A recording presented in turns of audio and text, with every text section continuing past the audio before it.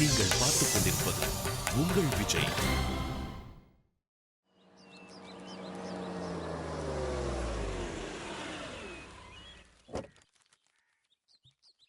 வாமா ஜெயந்தி, வா வா வா.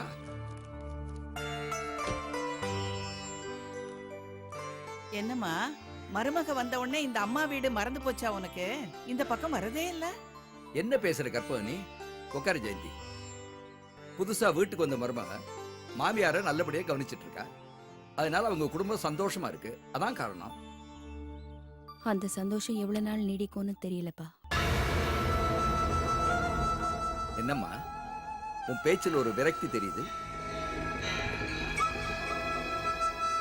ஏம்மா, பிரியங்கா கிட்ட சண்டை கிண்ட ஏதாவது போட்டியா?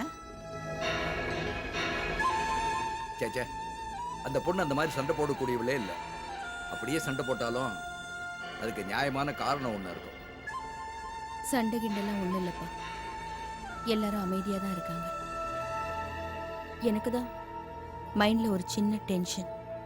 என்னம்மா டென்ஷன்? அதை விடுங்கப்பா. கொஞ்ச நேரம் உங்ககிட்ட எல்லாம் வந்து பேசிட்டு போனா கொஞ்சம் நிம்மதியா இருக்குமேனு தான் வந்தேன். அதை பத்தி இப்ப பேச வேண்டாம். இங்க பாரு ஜெயந்தி, எந்த பிரச்சனையானாலும் என்கிட்ட சொல்லு. அந்த ப்ராப்ளத்தை நான் சால்வ் பண்ணி வைக்கிறேன். இப்ப எந்த பிரச்சனையும் இல்லைன்னு சொன்னேனப்பா. அப்புறம் ஏதோ நிம்மதி இல்லைன்னு சொன்னியம்மா. ஆமா ஜெயந்தி, உன் முகத்தை பார்த்தாலே கன்ஃபியூஸ்டா இருக்கு. என்ன பிரச்சனைன்னு சொல்லுமா. என்னமோ தெரியலப்பா, எல்லாமே தப்பா நடக்கிற மாதிரி இருக்கு.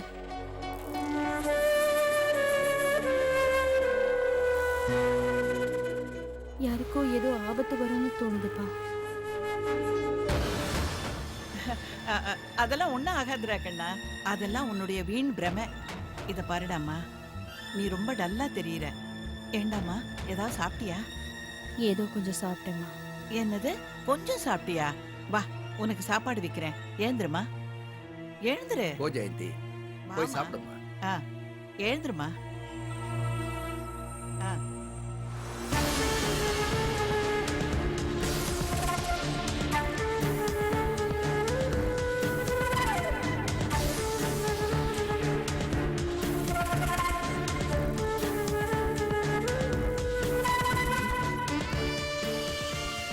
ஆபத்து ஏதோ வரும்னு மனசு சொல்லுது.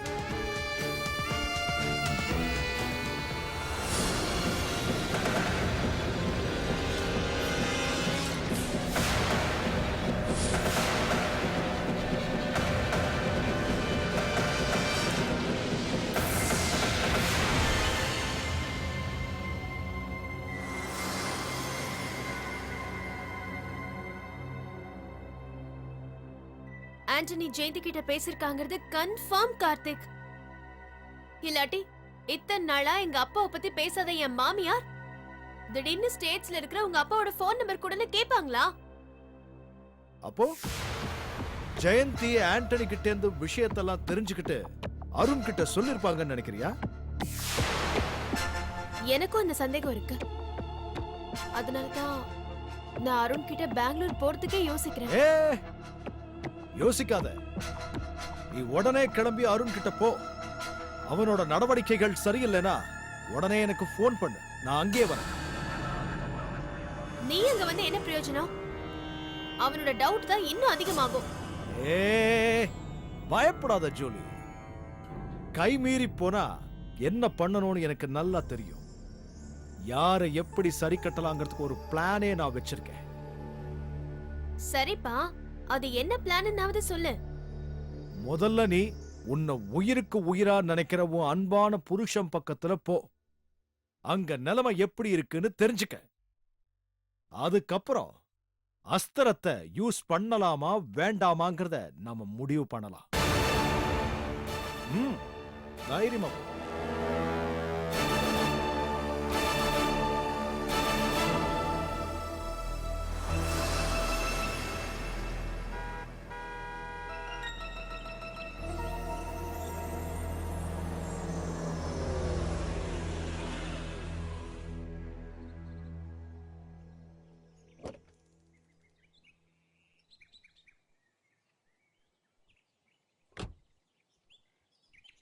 வணக்கம் மேடம்.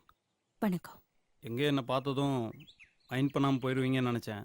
காரை நிறுத்தி நீங்களே கீழே இறங்கி வரும்போதே தெரியுது. அந்த பொண்ணை பற்றி சொன்னது எல்லாமே உண்மைன்னு நீங்கள் புரிஞ்சிட்டீங்கல்ல?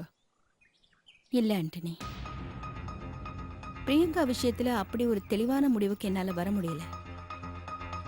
நீங்கள் சீக்கிரமாக தெளிவான முடிவுக்கு வரலன்னா அதனால் பாதிக்கப்பட போகிறது உங்கள் பையன் அருணோட வாழ்க்கைங்கிறது நீங்கள் புரிஞ்சுக்கிங்க. புரியாம இல்லை, அதனால தான் அவளை ரொம்ப தீவிரமாக கண்காணிச்சுக்கிட்டு இருக்கேன். நீங்கள் இப்படி கண்காணிக்க ஆரம்பிக்கிறேன்னு சொல்லி டைமை வேஸ்ட் பண்ணிட்டு இருந்தீங்கன்னா உங்கள் பையனோட வாழ்க்கை போயிடும்.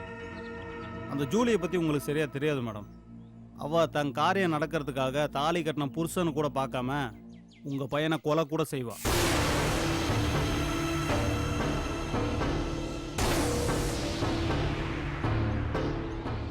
உங்கள் மகன் மேலே உங்களுக்கு உண்மையான பாசம் இருந்தால், அவன் வாழ்க்கை நல்லா இருக்கணும்னு உங்களுக்கு அக்கறை இருந்துச்சுன்னா அந்த ஓடுகாலியை உடனே வீட்டை விட்டு துரத்துறதுக்கு வழியை பாருங்கள். இல்லைனா காலம் பூரா அழிக்க முடியாத கெட்ட பேர் உங்களுக்கும் உங்கள் குடும்பத்துக்கும் வரும்.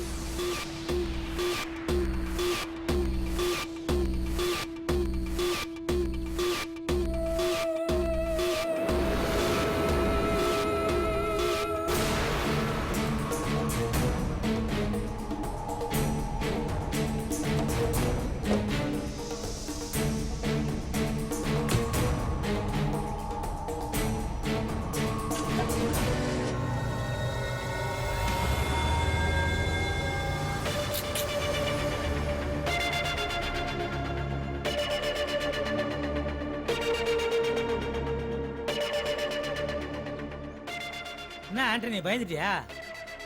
ஹலோ, நீயா பயப்படுவ? பயமே உன்னை பார்த்து பயப்படும். சும்மா லோலா காட்டி கேட்டேன். வெட்டி கதை வீண் கதை பேசுகிற ஆள் கிடையாது நான். எனக்கு நிறைய வேலை இருக்கு. இருப்பா. இப்போ நான் உன்னை என்ன பண்ணிட்டு போறேன்? நான் என்ன கேட்கணும்னு ஆசைப்படுறேன்னா, இப்போ ஷாலினி வந்து ப்ரொஃபசர் ஜெயந்தி மேடத்துக்கு கிட்னி கொடுத்த பிறகு ப்ரொஃபசர் ஜெயந்தி மேடம் முழுசா திருத்திட்டாங்கன்னு நான் நினைச்சேன். நீயும் நினைச்ச, எல்லாரும் நினைச்சாங்க, சீரியல் பாக்குறவங்களும் நினைச்சாங்க. ஆனா அவங்க திருத்தல போலுதே.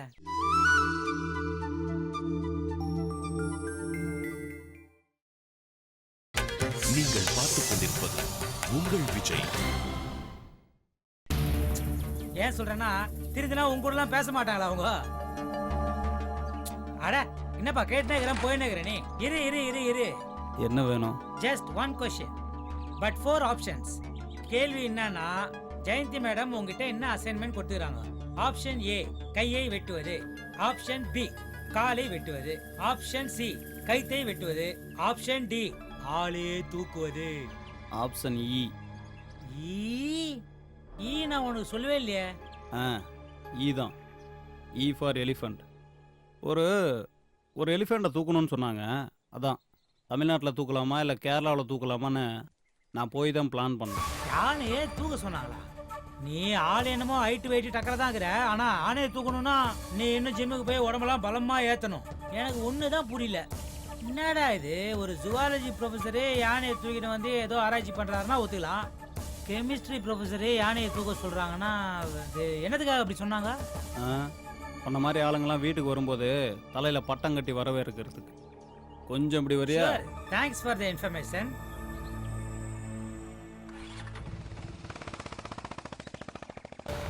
நம்பிட்டேன் ஆண்டனி, நீ சொன்னதா அப்படியே 100% நம்பிட்டேன். ஆனா என்ன ஒண்ணு, ஒரு நல்லதுதான் நடந்துக்குது. அந்த அம்மா தெரிஞ்சுட்டாங்கன்னு நினைச்சு நானும் மனசு ரொம்ப வேதனையில இருந்தேன்.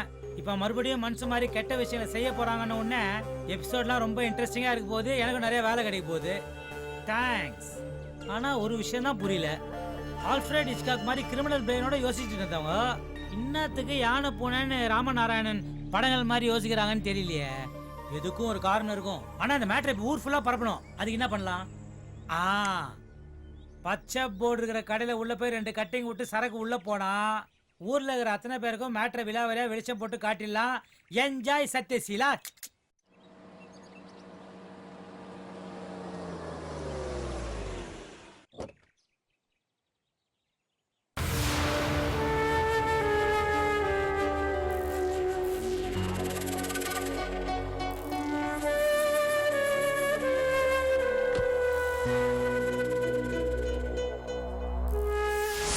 ஜூலியை பற்றி உங்களுக்கு சரியாக தெரியாது மேடம். அவ தன் காரியம் நடக்கிறதுக்காக தாலி கட்டின புருஷனு கூட பார்க்காம உங்க பையனை கொலை கூட செய்வா.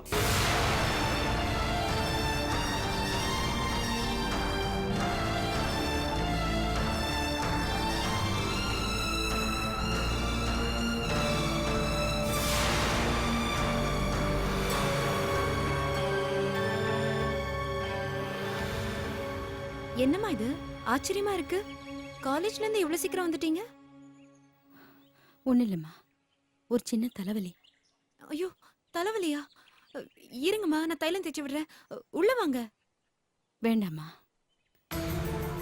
படுத்து தூங்குனா சரியாயிடும். அப்போ நான் ஈர துணி போட்டு. ஷாலினி, அதெல்லாம் ஒன்றும் வேண்டாம். அம்மா இருங்கம்மா, நான் சூட காஃபி எடுத்துட்டு வரேன். நான் காஃபி குடிக்கிற மூட்ல இல்லைம்மா. இல்லம்மா, நான் சூட காஃபி எடுத்துட்டு வரேன். உங்க தலைவலி எல்லாம் போயிடும்.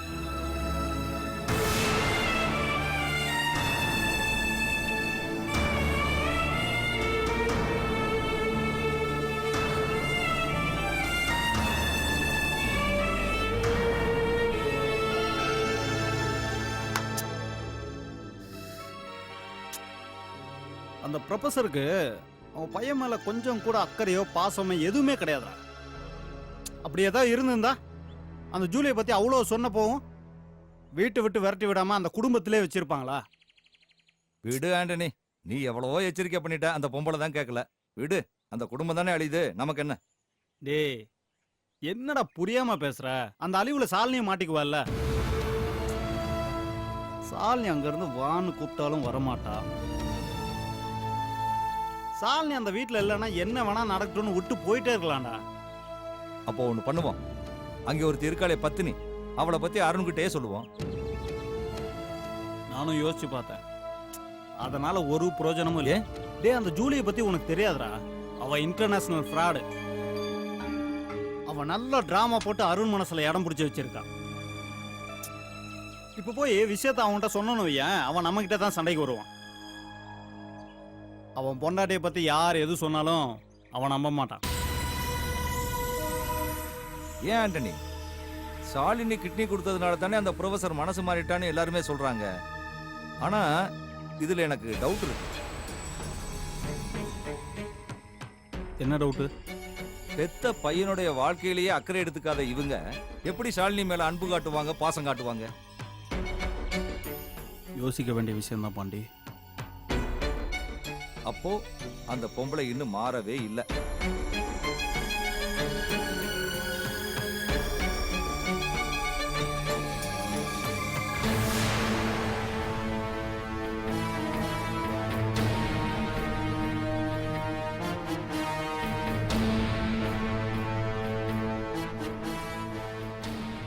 என்ன ஆண்டனி யோசிக்கிற? சாலினியை பத்தி தான். பாண்டியா, எப்பயாவது எனக்கு அவ கிடைப்பாளடா? எப்படி கிடைப்பா? மனசுகளே போட்டு வச்சிருந்தேன்னா கிடைக்க மாட்டா. ஷாலினியை கூப்பிட்டு உன் மனசுல இருக்கிறதெல்லாம் சொல்லு. இத பாரு, என் ஆளுதான். இதையெல்லாம் லேட் பண்ணவே கூடாது. சொல்லு கோமதி. ஏய், அதெல்லாம் ஒண்ணும் இல்ல, நான் ஆண்டனி கூட பேசிக்கிட்டு இருந்தேன்.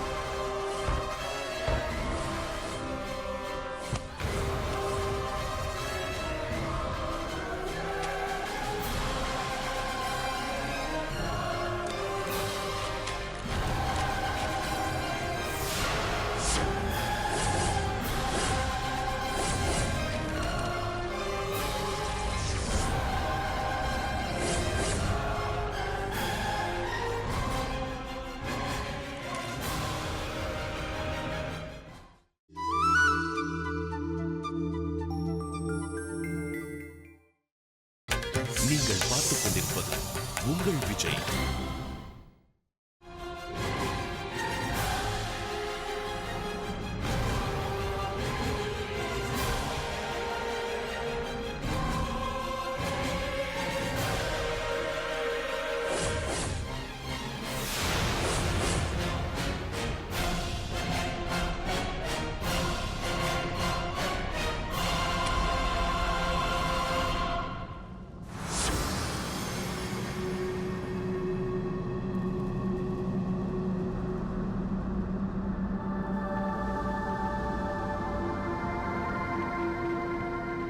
சித்ரா, நீ சைக்காலஜி சப்ஜெக்ட்ல ரிசர்ச் பண்ணிட்டு இருக்கேன்னு எனக்கு தெரியும்.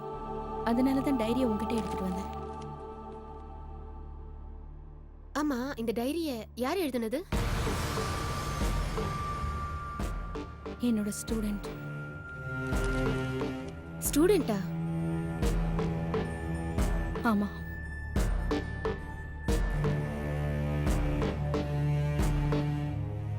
சித்ரா, இந்த டைரியில எழுதியிருக்கிற சில வார்த்தைகள் எனக்கு சரியா பிடிபடல. அதனால தான் எனக்கு சந்தேகம் வந்து உன்கிட்ட கொண்டு வந்தேன். இந்த கையெழுத்து ஆணோடது இல்ல, நிச்சயமா ஒரு பொண்ணோடது தான். ஆமா, பொண்ணோடது தான். பொண்ணா இருந்தாலும் அவகிட்ட நம்ம கொஞ்சம் ஜாக்கிரதையா இருக்கணும். ஏன்னா அவளுக்குள்ள ஒரு கொலகாரி மறைஞ்சிருக்கா.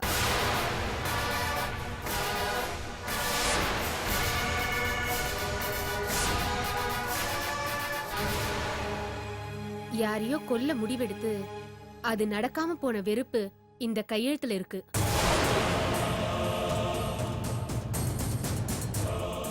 இந்த கையெழுத்துக்கு சொந்தக்காரங்க கிட்ட ஆயுதங்கள், அதாவது வந்து கத்தி, துப்பாக்கி, பாய்சன், இது மாதிரி ஏதாவது இருக்க சான்சஸ் இருக்கு.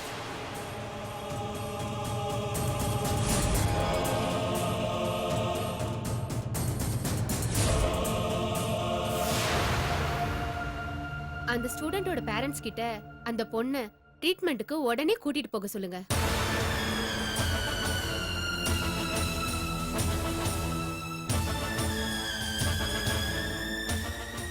ஒரு கொலை செஞ்சதுக்கு அப்புறம் ட்ரீட்மெண்ட் கொடுக்கறத விட அதுக்கு முன்னாடியே அந்த பொண்ணுக்கு ட்ரீட்மெண்ட் கொடுத்தா ஒரு உயிரை காப்பாத்தலாம் இல்லையா? அந்த பொண்ணோட எதிரி யாரு?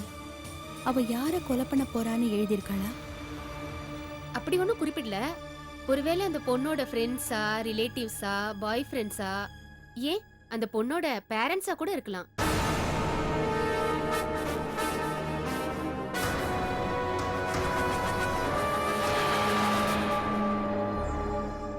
மனசுக்குள்ள இருக்கிற வியாதி வெளியில வரும்போது யார வேணா கொலை பண்ணலாம்.